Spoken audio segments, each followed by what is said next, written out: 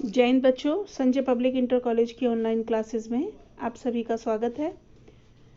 आज हम लोग पिछली वीडियो के हिसाब से मैंने आपको पिछली वीडियो में बताया था कि साखी किसने लिखी थी? कबीरदास जी ने लिखी थी। किसके माध्यम से लिखित रूप में लिखी थी? धर्मदास जी के। उन्होंने उपदेशात्मक जो शैली का प्रयोग किया, उनके माध्यम से उनके लिखे हुए कुछ दोहे, जिनका मैं आपको अनुवाद समझाती हूँ, अक्सर पूछ लिया जाता है, उनको पढ़ते हैं। आपको पूरी वीडियो देखेंगे सुनेंगे तो आपको बहुत आनंद आएगा इस चीज़ के लिए। चलिए शुरू करते हैं हम लोग पहले से। सतगुरु हमसु रीझ के एक कहा प्रसंग, बरसा बादल प्रेम का भीज गया सब अंग।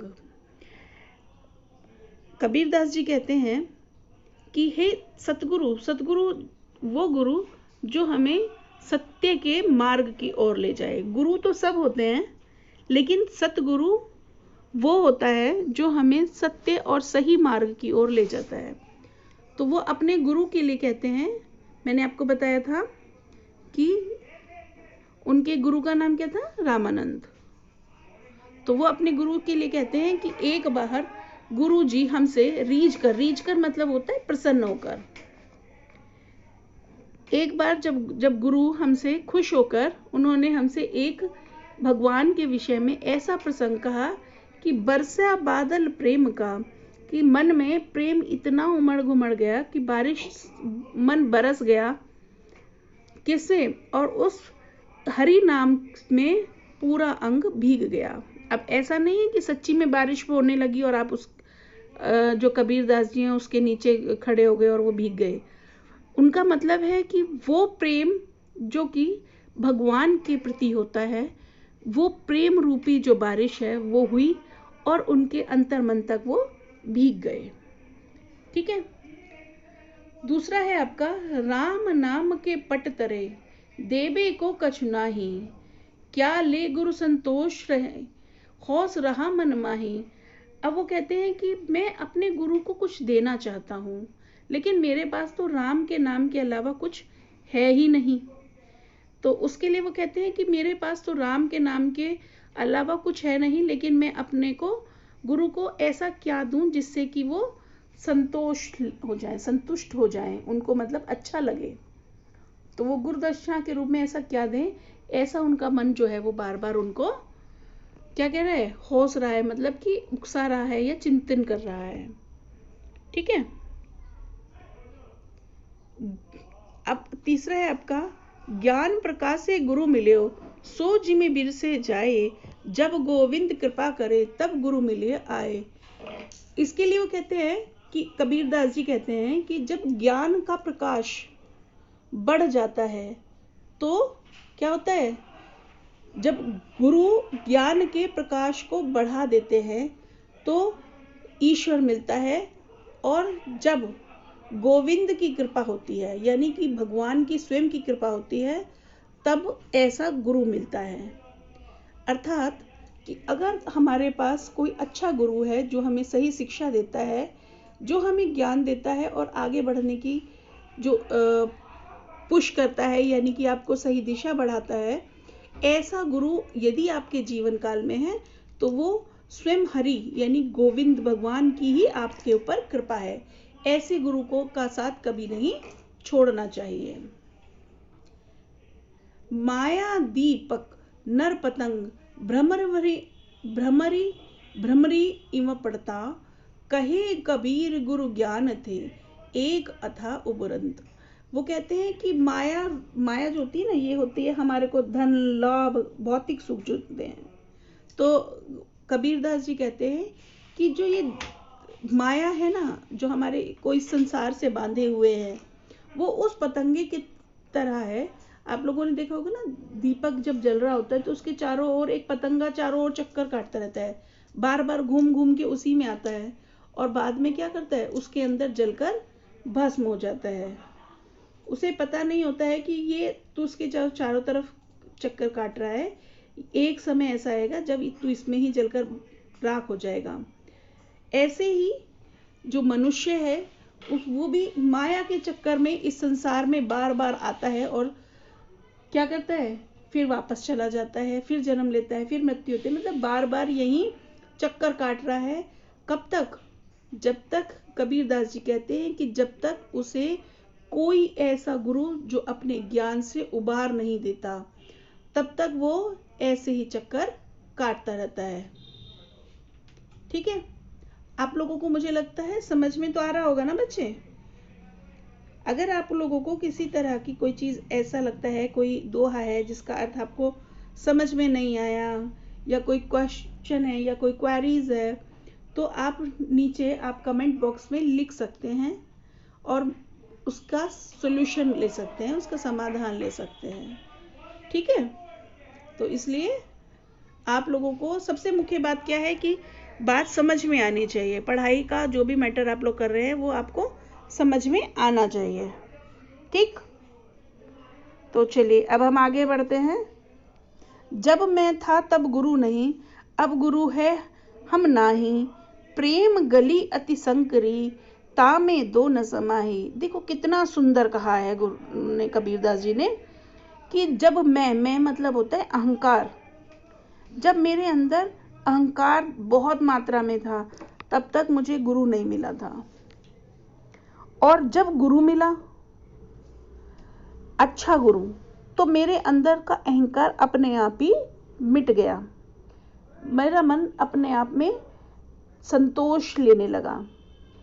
क्यों? उसका कारण क्या है कि जो ये प्रेम रूपी गली है ना, गली वो बड़ी संकरी है। संकरी का मतलब होता है छोटी। आप लोगों ने कई बार देखा होगा ना कि ऐसी रास्ते, ऐसी गलियां जहां पर से एक बार में केवल एक ही व्यक्ति गुजर सकता है, दो व्यक्ति ही नहीं जा सकते। तो वो जगह, ऐसी जगह जहां से जो बहुत छोटी होती है, उसे संकरा बोलते हैं, संकरी। इसीलिए कहा है उन्होंने प्रेम गली अति संकरी, कि प्रेम रूपी जो गली है वो बड़ी संकरी है, छोटी है। तामे दो न समाही, तो उसके अंदर दो नहीं समा सकते, अहंकार और गुरु का आशीर्वाद। यानी अहंकार और प्रेम दो चीजें बिल्कुल विपरीत हैं और वो एक उस प्रेम रूपी गली में नहीं समा सकती। तो ये कहा है उन्होंने। इतना समझ में आ गया बच्चे? भक्ति भजन हरि नाम है, दूजा दुख अपार, मनसा वाचा कर्मणा, कबीरा सुमरे सार। कबीरदास जी कहते हैं कि जो भक्ति है, भक्ति मतलब ईश्वर की भक्ति, भजन ईश्वर का, हरि का भजन, वो एक ऐसी नाव है जिसमें अगर आप उस नाव में बैठे हैं तो आप बड़े आराम से इस भवसागर से पार हो जाएंगे।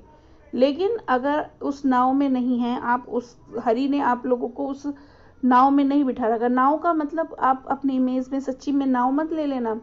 नाव का मतलब होता है कि ईश्वर का एक जगह से आपके इस संसार, जो कलयुग रूपी जो संसार है, इससे पार उतारने का, यानी कि मोक्ष की ओर ले जाने का जो रास्ता है, उसमें या तो हरि के पास है जो नाव, उसमें आप बैठ जाइए। किसके माध्यम से बैठेंगे? भगवान की शरण में कैसे जा पाएंगे? भक्ति करके, भजन करके।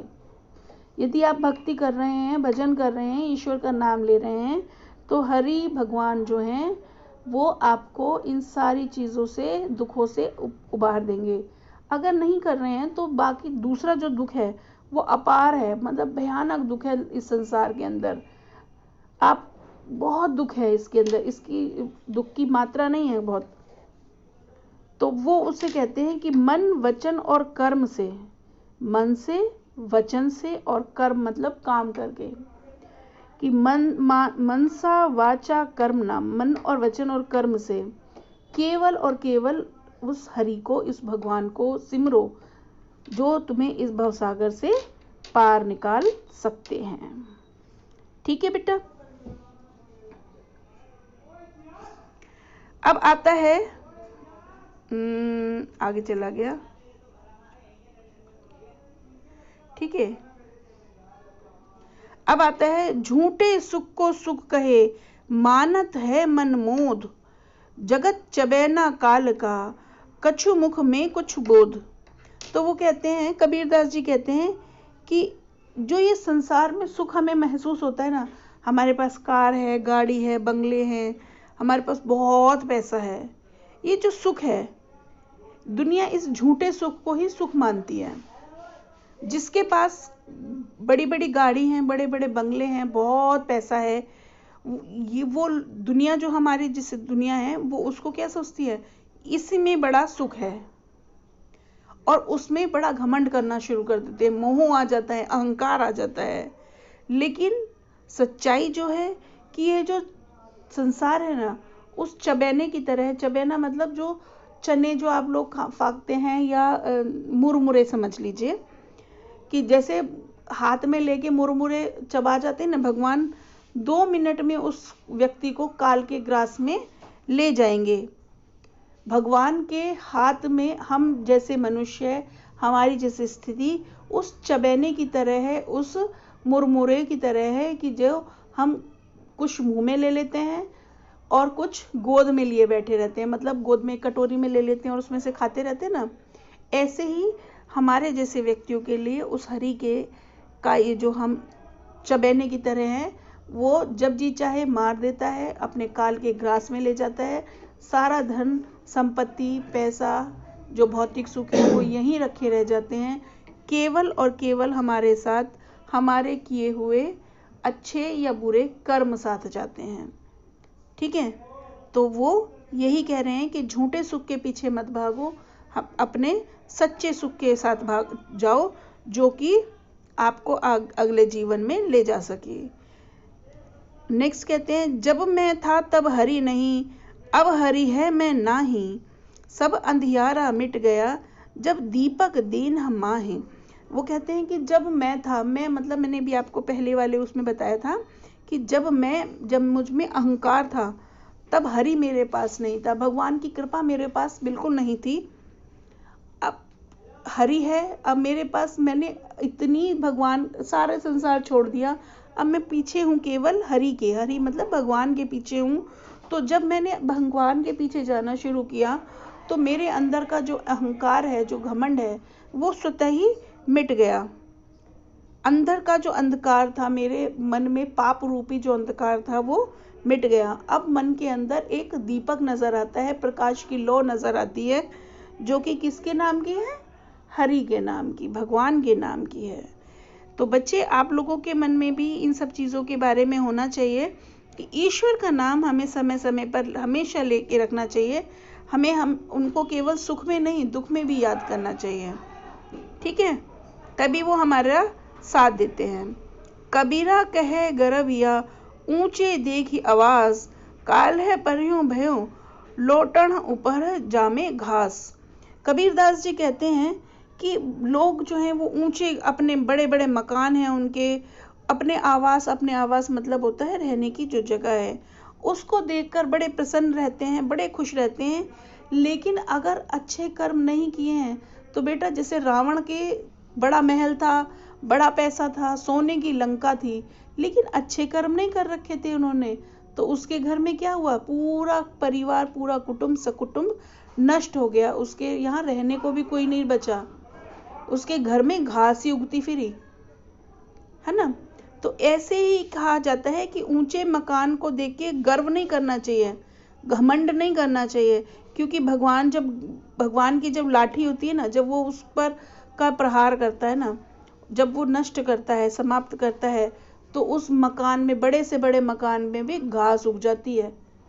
घास उग जाने का मतलब है कि मकान में रहने लायक ही नहीं होता। देखते हैं ना आप लोग, जो पुरानी हवेलियां और बड़े बड़े महल, इतने बड़े राजा महाराजा कभी जो रहे होंगे, अब क्या है, उनके महलों में से, दीवारों में से घास निकल रही है, कहीं पीपल का पेड़ होता है। तो वो उस चीज़ के लिए कहा गया कि किसी भी चीज़ के लिए घमंड नहीं करना चाहिए। यूं ऐसा संसार है जैसा सेबल फूल, दिन 10 के ब्योहरे ब्योहार को, झूठे रंग न भूल। अब वो कहते हैं कि ये जो संसार है ना, वो उस सेबल के फूल की तरह है कि जिसे देखकर ना, देखने में तो वो बहुत सुंदर होता है, लेकिन उसका जो रंग है वो भी झूठा है, और उसके अंदर तो खुशबू होती ही नहीं है। ऐसे ही ये संसार है, इसको देखकर मोहित तो सारी दुनिया होती है, हर कोई आकर्षित होता है, लेकिन वास्तविकता में इसका अपना ना तो कोई रंग है, ना रूप है, और ना ही इसका कोई खुशबू है। तो ये हमें अच्छे रास्ते की ओर नहीं ले जाती है, हमेशा गलत रास्ते की ओर ले जाती है, हमें इस संसार रूपी गर्त में डाल देती है। इसीलिए हमें हमेशा भगवान हरि का भजन करते रहना चाहिए। ठीक है। इही औसहु चेतय नहीं, पशु जहाँ पाली देह, राम नाम जांघन नहीं, अति पड़ी मुख शेह। वो कहते हैं, कबीरदास जी कहते हैं कि जो राम नाम का जो जाप है ना, वो ही हमेशा मुख से बोलते रहना चाहिए, क्योंकि इस समय जो कुछ भी चल रहा है, कबीरदास जी इस चीज़ के लिए दोबारा बोलते हैं, बार बार बताते हैं कि जो ये हमारा, हमने अपने जीवन काल में, पूरे जीवन काल में क्या किया, अपने इस देह को ही तो पाला है, अपने इस शरीर के लिए खाना पीना ये सब चीज़ें ही करते रहते हैं, लेकिन जो असली हम अपने शरीर के लिए करना चाहते हैं, तो उस हमारे शरीर का जो सबसे मुख्य अंग है हमारा मुख, उस मुंह से भगवान श्री राम का जाप करते रहना चाहिए, उसी से हमें सच्चा सुख मिलेगा। यह तन कांचा कुंभ है, लिया फिर या था साथी, ढबका लागा फूट गया, कछु ने आयो हाथी। कबीरदास जी कहते हैं कि जो ये शरीर है ना हमारा, वो उस कांच के घड़े की तरह है। इसे हम हमारे साथ ले लेके तो घूमते रहते हैं, हमेशा साथ लेके घूमते हैं, लेकिन जरा सा ढबका, ढबका मतलब होता है ठेस, जरा सी ठेस लगते ही ये फूट जाता है। और कांच जब टूट जाता है ना, आपके हाथ में यदि कांच का गिलास है और यदि वो टूट जाए, तो क्या आप उस कांच के गिलास को दोबारा जोड़ सकते हो? नहीं जोड़ सकते। तो ऐसे ही हमारा माटी का एक शरीर है जो भगवान ने निर्माण किया है।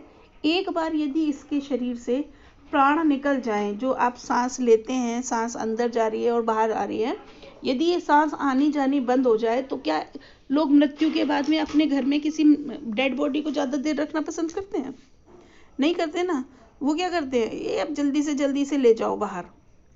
तो ऐसे ही उन्होंने कहा है कि ऐसे शरीर का क्या फ़ायदा, जिसको जब तक उसके अंदर सांस चल रही है तब तक उसे रख रहे हैं, उसके बाद उसे उसका वो यूजलेस हो जाती है, हाथ में कुछ भी नहीं लगता है। तो अगर जितना जीवन काल मिला है, उतने जीवन काल में हमें भगवान का ही भजन करते रहना चाहिए, ऐसा कबीरदास जी कहते हैं। कबीरा कहा गरविया, देखे देही देखी सुरंग, बिछड़े हा मिले हो नहीं, जहूं कांची भुजंग। तो कबीरदास जी कहते हैं कि जो ये गर्व, या मतलब होता है गर्व के साथ में, ठीक है, जैसे ये शरीर है ना, इसे इतने गर्व के साथ में नहीं देखना चाहिए कि हमें हमारे शरीर पर, हमारे अंदर इतना घमंड, अपनी देह को देख के इतना सुंदरता के साथ में इतना घमंड हो जाए इंसान को कि वो अपने सामने, कुछ लोगों को जैसे होता भी है, तो वो कहते हैं कि इतना घमंड ठीक नहीं है, क्योंकि जिस प्रकार जब सांप कांचली उतारता ना, तो एक बार कांचली निकल जाती है तो उसके अंदर जो भुजंग है, भुजंग मतलब होता है सांप, तो उस सांप के मिलता ही नहीं है, खाली बॉडी रह जाती है, और उस कांचली का क्या प्रयोग। तो इसी तरह से वो कहते हैं कि इस देह पर इतना अपना घमंड नहीं करना चाहिए, क्योंकि जब इसके शरीर से श्वसन क्रिया या सांस लेने की जो प्रक्रिया है वो समाप्त हो जाएगी, तो लोग इसे उस कांचली की तरह, जैसे सांप की कांचली निकल जाती है तो उसे फेंक देते हैं, ऐसे ही इसे भी जला देंगे। तो अपने इन शरीर की ओर आकर्षित होने की बजाय क्या करना चाहिए, अपने आप को श्री हरि के भजन में लीन रहना चाहिए। तो ये आपकी कबीर की ग्रंथावली से लिए गए कुछ 15 दोहे हैं, जिसमें उन्होंने उपदेशात्मक शैली का प्रयोग करते हुए हमें समझाया है। तो मैं उम्मीद करती हूँ कि कबीरदास जी की इतनी ज्ञानस्प्रद जो उन्होंने बातें कही हैं, जो उन्होंने समझाया है आप लोगों को, उसे अपने जीवन में आप अवश्य उतारेंगे। और इस वीडियो में यदि आपको सब समझ में आ गया हो तो इसे लाइक ज़रूर करना, बल्कि इसे एक बार में ही शायद समझ में नहीं आ पाएगी आप लोगों के, तो बार बार इसे रिपीट करके उसे बार बार पढ़ो, किताब में भी पढ़ो और वीडियो को भी देखो, जिससे कि आप लोगों को ये अच्छे से समझ में आ जाए। ठीक है बच्चों, अगली वीडियो में हम तुम्हें दोबारा मिलते हैं। तब तक के लिए धन्यवाद।